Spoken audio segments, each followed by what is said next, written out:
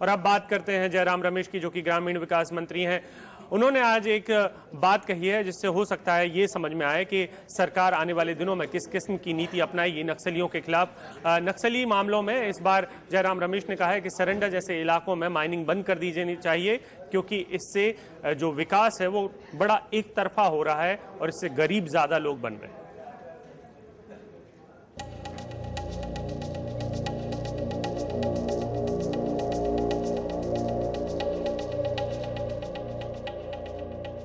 कांग्रेसी नेताओं पर नक्सली हमले के बाद भारत सरकार की नक्सल विरोधी नीति एक बार फिर सवालों के घेरे में है। इस पर बात करने के लिए मेरे साथ हैं भारत सरकार के ग्रामीण विकास मंत्री जयराम रमेश। 2010 में एक बड़ा हमला हुआ था, 76 सीआरपीएफ के जवान मारे गए थे। जिस तरह से, जिस ऑडेसिटी के साथ ये हमले को अंजाम दिया गया, ऐसा लगता है कि ज़मीनी हालात उस इलाके में जहाँ नक्सली बहुत ज़्यादा सक्रिय हैं नहीं बदले हैं पिछले 3 साल में। ये बात सही है कि इस बस्तर के इलाके में ख़ास तौर से दांतेवाड़ा, नारायणपुर, कांकेर, सुकमा, बीजापुर 5-6 ज़िले हैं। यहाँ ज़मीनी स्थिति काफ़ी नाजुक है और कई ऐसे इलाके हैं जो मुक्त इलाके घोषित किए गए हैं, यानी कि लिबरेटेड जोन। इन इलाकों में सरपंच नहीं जा पाएगा, बीडीओ नहीं जाता है, कलेक्टर और एसपी तो जा ही नहीं पाएंगे और कोई राजनीतिक प्रक्रिया वहाँ नहीं होती। मिसाल के तौर से नारायणपुर में सिर्फ रामकृष्ण मिशन एकमात्र ऐसी संस्था है जो कुछ ना कुछ काम कर रही है, राशन शॉप चला रही है, स्वास्थ्य केंद्र चला रहे हैं। और बीजापुर में अफसोस की बात है कि स्वास्थ्य केंद्र एक विदेशी संस्था मेडिसिन sans फ्रंटियर चला रही है। तो हालात बहुत कठिन हैं। हालांकि पिछले 3 सालों में ग्रामीण विकास के काम वहाँ शुरू हुए हैं। अक्टूबर 2011 में जब मैं पहली बार विजयपुर गया था, 157 ग्राम पंचायतों में से सिर्फ 80 ग्राम पंचायतों में नरेगा का काम चल रहे थे। आज 111 ग्राम पंचायतों में चल रहे हैं। 2 साल पहले प्रधानमंत्री ग्राम सड़क योजना में कोई काम नहीं चल रहा था। आज 33 सड़कों की हमने स्वीकृति दी है, उसमें से 12 सड़कों पर काम चल रहा है। तो नतीजे कुछ ना कुछ तो दिखाई दे रहा है, ऐसा नहीं है कि कुछ नहीं हो रहा है। सुकमा में जहाँ ये कांड घटा है, सुकमा में हमने एक आजीविका कॉलेज खोला है, युवकों को हम प्रशिक्षण दे रहे हैं, कई नए कार्यक्रम हम शुरू किए हैं सुकमा में भी। पर हालात बड़े गंभीर हैं और जैसा कि मैंने कहा, अबूझमाड़ का जो ये जंगली इलाका है 6000-7000 स्क्वायर किलोमीटर, ये एक लिबरेटेड जोन के माफिक है। तो यहाँ सख्त से सख्त सुरक्षा कार्रवाई की ज़रूरत है और उस सुरक्षा कार्रवाई से ही हम एक राजनीति और एक विकास का माहौल बनाने में सफल होंगे। जी, एक यूनिफाइड कमांड का एक प्रपोजल था कि जो भी बॉर्डरिंग स्टेट्स हैं, कई बार ऐसा होता है कि एक ज़िले में, एक स्टेट में हमले को अंजाम देकर नक्सली दूसरे राज्य में, दूसरे ज़िले में चले जाते हैं।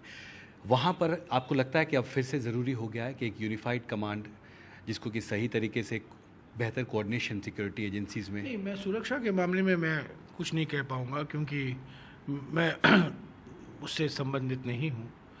पर ये बात ज़रूर है कि ये जो ट्राई जंक्शन एरियाज़ होते हैं, 3 राज्यों के बीच में जो इलाके होते हैं जहाँ माओवादी काफ़ी भारी मात्रा में पाए जाते हैं, उड़ीसा, छत्तीसगढ़, आंध्रा, या महाराष्ट्र, छत्तीसगढ़, आंध्रा, या झारखंड, उड़ीसा, छत्तीसगढ़, ये जो ट्राई जंक्शन एरिया हैं, यहाँ कुछ विशेष व्यवस्था करने की ज़रूरत है केंद्र सरकार की ओर से। इंफ्रास्ट्रक्चर, सड़कें बनाने हैं, ख़ास तौर से पुलें की बहुत कमी है पुल बनाने के लिए, और क्षमता राज्य सरकारों के पास नहीं है। ये दूर इलाके हैं, रिमोट एरियाज़ हैं, तो यहाँ केंद्र सरकार को एक प्रत्यक्ष रूप से एक भूमिका निभानी होगी। पर यूनिफाइड कमांड तो इसके बारे में तो बहुत कुछ कहा गया है और मैं जानता हूँ कि सीआरपीएफ वहाँ हैं, भारी मात्रा में मौजूद हैं, लोकल पुलिस के साथ समन्वय हो रहा है।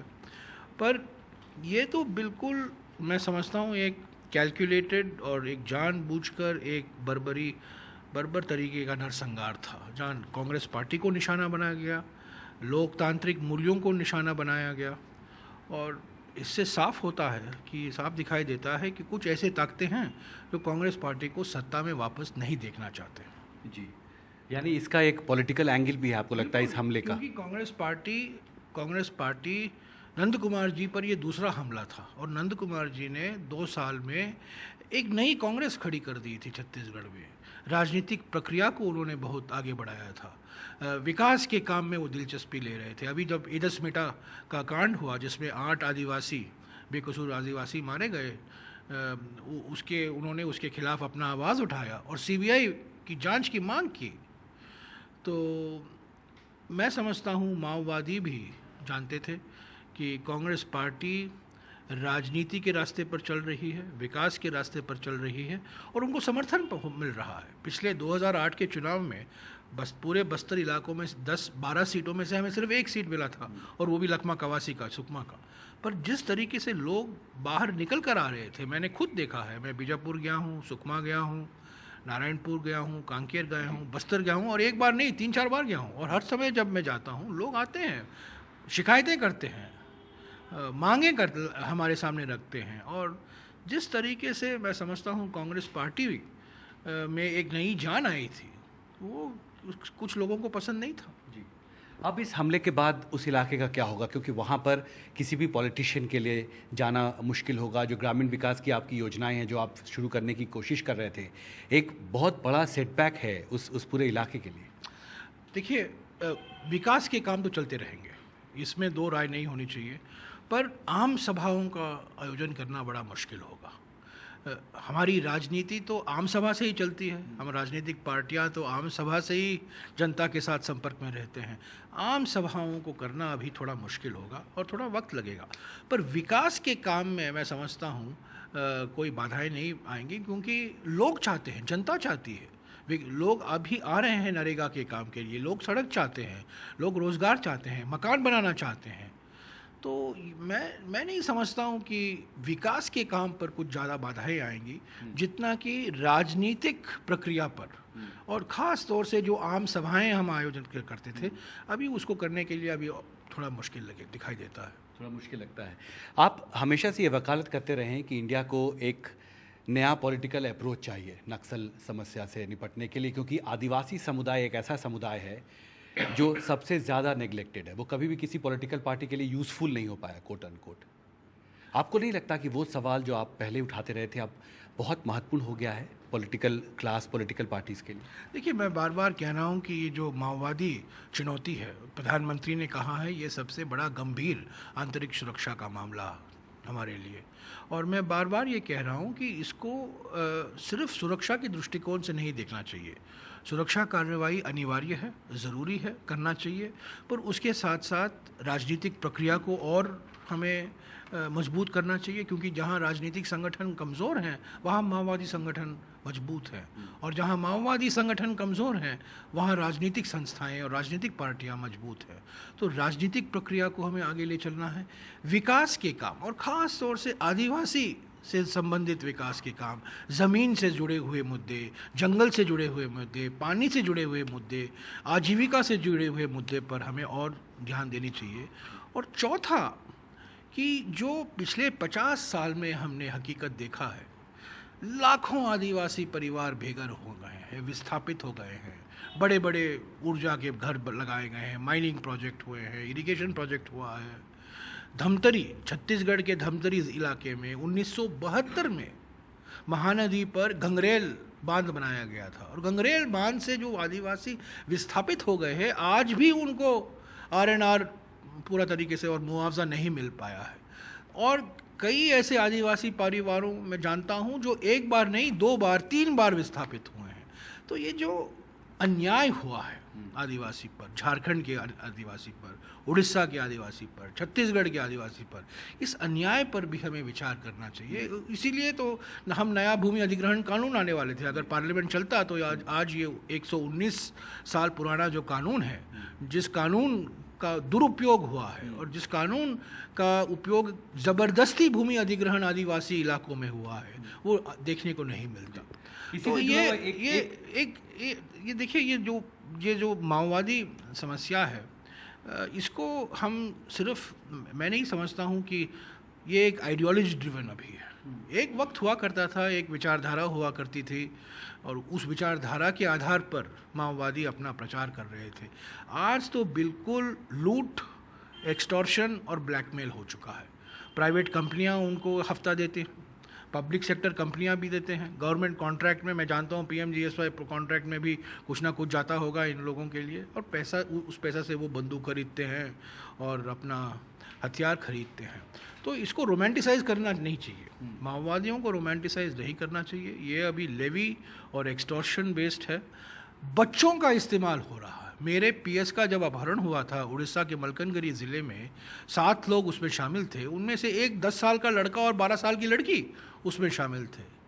तो बच्चों का अपहरण करके बच्चों को आर्म करना, आर्म्ड कार्डर्स करना, ये सब माओवादियों का हकीकत है। तो माओवादी के लिए आदिवासी कल्याण और आदिवासी विकास एक मुखौटा है, एक बहाना है। असली बात यह है कि वो अपना राज चलाना चाहते हैं। ये मुक्त इलाका है, ये लिबरेटेड जोन है, यहाँ हमारा झंडा ही जाएगा, आपका झंडा नहीं फहराया जाएगा। सारंडा में क्या हुआ? सारंडा में 12 साल तक भारतीय तिरंगा नहीं फहराया जा सकता था। अभी इस 26 जनवरी को पहली बार जब मैं सारंडा गया था तो पहली बार राष्ट्रीय झंडा फहराया गया।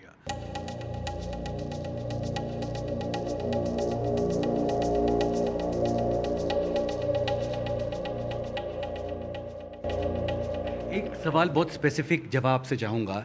जो माइनिंग पॉलिसी है भारत सरकार की, उसके बारे में बहुत सवाल उठते रहे हैं और उनको भी शेयर मिलना चाहिए जो लोग रहते हैं, ज़मीन से जुड़े लोग हैं, लेकिन उनको दिया नहीं जाता। आपको लगता है कि UPA सरकार की जो माइनिंग पॉलिसी है वो भी लोगों को, उसने भी एलिनेट किया और उसको भी बदलने की ज़रूरत है? नहीं, UPA सरकार की माइनिंग पॉलिसी नहीं, कई सरकारों की माइनिंग पॉलिसी, और जिस तरीके से माइनिंग किया गया है, मैं पर्यावरण वन मंत्री भी रह चुका हूँ और सारे माइनिंग कंपनियों ने मुझे खलनायक समझकर बैठे थे वो लोग, पर जिस तरीके से माइनिंग हुआ है, जैसा कि मैंने कहा, लाखों विस्थापित हुए हैं, उनको मुआवजा नहीं मिला है, RNR नहीं मिल पाया है, जंगल इलाके पूरे जंगल काटे गए हैं, बाहर के लोग आए हैं और स्थानीय लोगों को रोज़गार नहीं मिला है, और माइनिंग से कुछ उद्योगपति अमीर हो जाते हैं, पार्लियामेंट में शामिल हो जाते हैं, पर लाखों लोग गरीब रह जाते हैं। तो ये माइनिंग की हकीकत है।